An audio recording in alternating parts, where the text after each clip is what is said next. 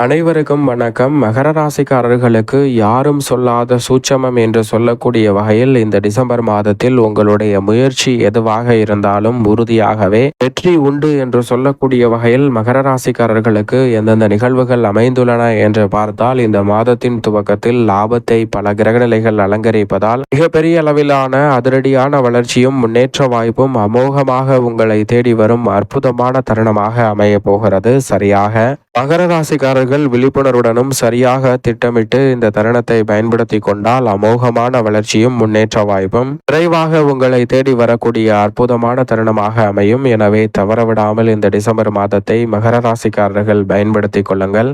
December மாதத்தில் நவ கிரகநிலைகளின் அமைப்பை ஆராய்ந்து பார்க்கும் போது யாரும் சொல்லாத சூட்சமம் உங்களுடைய முயற்சிக்கு உறுதியாகவே வெற்றி கிடைக்கும் அற்புதமான மாதமாக இந்த டிசம்பர் மாதம் அமையக்கூடிய வகையில் யாரும் சொல்லாத சூட்சமமாக பல கிரகநிலைகள் மிகவும் சிறப்பாக வலம் வரக்கூடிய ஒரு அற்புதமான மாதமாக இந்த டிசம்பர் மாதம் அமைய போகிறது. எனவே மிகப்பெரிய அளவிலான காரிய தடைகள், சிரமங்கள், சிக்கல்கள் போன்ற அனைத்தையும் தகர்த்தறிவதோடு மட்டுமல்லாது பெருவாரியான கிரகநிலைகள் மிகவும் சிறப்பான சாதகமான சூழலை உருவாக்கி கொடுப்பதால் இந்த தருணத்தை சரியாக திட்டமிட்டு நுணுக்கமாக பயன்படுத்தி கொண்டால் மிக சிறப்பான வாய்ப்புகளை சந்திக்க முடியும். ஏனென்றால் முக்கூட்டு கிரகம் என்று சொல்லக்கூடிய சூரியன், சுக்கிரன், புதன் ஆகிய 3 கிரகநிலைகளின் அமைப்பை ஆராய்ந்து பார்க்கும் போது அதிரடியான மாற்றத்தை ஏற்படுத்தி கொடுக்கிறது. சுக்கிரன் விருச்சிக ராசியில் முற்பகுதியிலும் பிற்பகுதியில் தனுசு ராசியிலும் வலம் வர போகிறார். அதே போன்றுதான் சூரியனும் முற்பகுதியில் விருச்சிக ராசியிலும் பிற்பகுதியில் தனுசு ராசியிலும் வலம் வர போகிறார். சுக்கிரன் மற்றும் சூரியன் ஆகிய 2 கிரகநிலைகள் இந்த மாதத்தில் 2 இடங்களை வலுப்படுத்த போகின்றன. முற்பகுதியிலும் பிற்பகுதியிலும் 2 வேறு இடங்களை வலுப்படுத்தக்கூடிய இந்த தருணத்துல 2 மடங்கு ரெட்டிப்பு நன்மையையும் வளர்ச்சியையும் சந்திக்கக்கூடிய வகையில் சிறப்பான வாய்ப்புகள் உண்டு. ஏனென்றால் வித்யாகாரகரான புதனை பொறுத்தவரைக்கும் துலாம், விருச்சகம் மற்றும் தனுசு ஆகிய 3 இடங்களில் வலம் வருகிறாருங்க. 2 முறை இந்த டிசம்பர் மாதத்தில் பயிற்சியை சந்திக்க போகிறார் வித்யாகாரகரான புதன். எனவேதான் முக்கூட்டு கிரக நிலைகளின் அமைப்பை பொறுத்தவரைக்கும் ஒன்றிணைவதோடு மட்டுமல்லாது மிக வலுவான மாற்றத்தை ஏற்படுத்தி கொடுக்கிறது. அதற்கு மிக முக்கிய காரணமாக பார்க்கப்படுவது வீரத்தை விளைநிலமாக கொண்டிருக்கும் மங்களகாரகன் என்று அழைக்கக்கூடிய செவ்வாய். ஏனென்றால் செவ்வாய் இந்த வேளையில் அதிரடியான மாற்றத்தையும் வளர்ச்சியையும் ஏற்படுத்தி கொடுக்கக்கூடிய அமைப்பில் இந்த மாதத்தின் துவக்கத்தில் ஆட்சி பலம் பெற்று விருச்சிக ராசியில் வலம் வருகிறார். ஆனால் சில தினங்களிலே குருவின் ஆட்சி வீடான தனுசு ராசிக்குள் நுழைகிறாருங்க.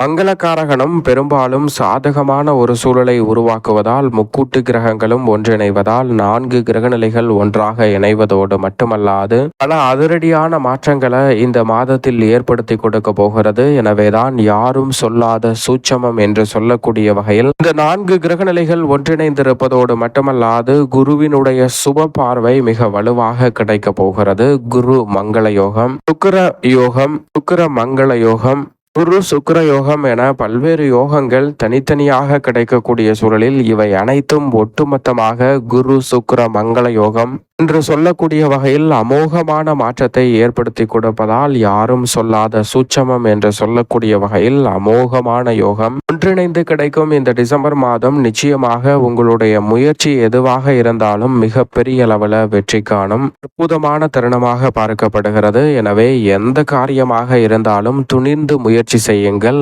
நேர்வழியில் முயற்சி செய்யுங்கள். அவை அனைத்துமே அமோகமான நன்மையையும் முன்னேற்றத்தையும் அள்ளி கொடுக்கக்கூடிய முதன்மையான சந்தர்ப்பத்தை ஏற்படுத்தி கொடுக்கும் என்பதில் சந்தேகமே இல்லை. சந்திரனை பொறுத்தவரைக்கும் 12 இடங்களிலுமே மாறி மாறிதான் வலம் வர போகிறார். வளர்பிறை சந்திரனாக வலம் வரும்போது அமோகமான வளர்ச்சியை அள்ளி கொடுப்பார். அந்த தருணத்தை சரியாக பயன்படுத்திக் கொள்ளுங்கள். முழு சுபகிரகம் என்று அழைக்கக்கூடிய குரு பகவான் முற்பகுதியில் உச்சம் பெற்று கடகராசியிலும் பிற்பகுதியில் அதிசாரமாக பின்னோக்கி நகர்கிறார். மிதுன ராசியில் புதனின் ஆட்சி வீட்டில் அமர போகிறாருங்க. அதிசார இயக்கமும் வக்ர இயக்கமும் குருவை பாதிக்காது என்றாலும் குரு வக்ரம் பெற்றிருக்கக்கூடிய இந்த தருணத்தில் சற்று கவனத்துடன் இருப்பது நல்லது. ஏனென்றால் தோஷமற்ற ஒரே கிரகம் என்று சொன்னால் அது குரு பகவான் மட்டும்தான். அவர் 12 ஆண்டுகளுக்கு ஒருமுறை நடைபெறக்கூடிய இந்த பின்னோக்கி நகரக்கூடிய நிகழ்வை நிகழ்த்த இருப்பதால் சற்று கவனத்துடன் இருப்பது நல்லது.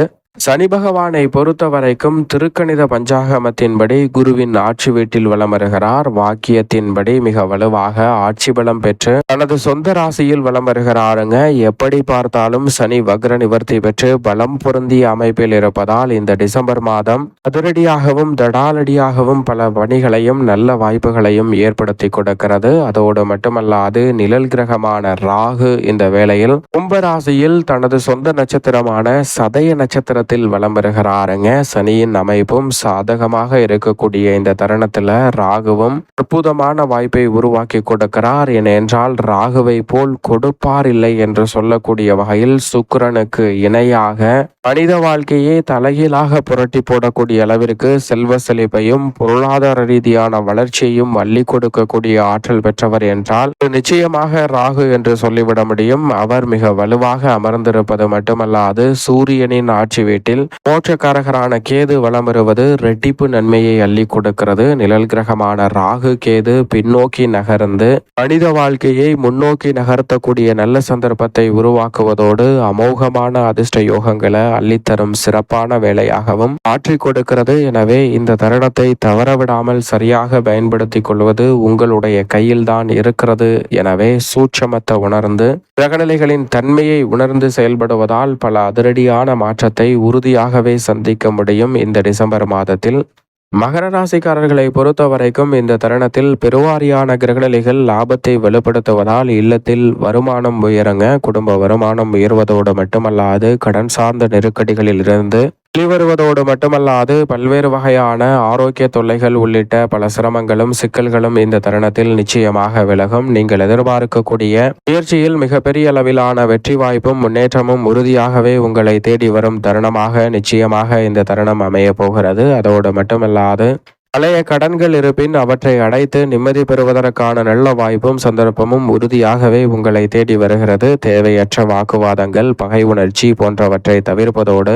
இந்த தருணத்தில் மகர ராசிக்காரர்கள் மிக சிறப்பான முன்னேற்றத்தை உருவாக்கி கொள்ளக்கூடிய வகையில் பல சூட்சமங்கல கிரகநிலைகள் சிறப்பாக உருவாக்கி கொடுப்பதால் நிச்சயமாக டென்ஷன்கள் அனைத்தையும் குறைத்து தங்களுடைய செயல்பாடுகளை விரிவுபடுத்துவதோடு பல காரியங்களை அற்புதமாகவும் வளர்ச்சி நிறைந்தவையாகவும் மாற்றிக்கொள்ளக்கூடிய சந்தர்ப்பம் உண்டு. இதுவரை உங்களுடைய செயல்பாடுகளில் ஏமாற்றம் மட்டும் மிஞ்சிய சூழலில் தற்போது அவை அனைத்தும் வெற்றிகரமாக மாறும் தருணமாக மகர ராசிக்காரர்களுக்கு அமைகிறது. புதிய வேலை வாய்ப்பில் நல்ல வெற்றி உண்டு.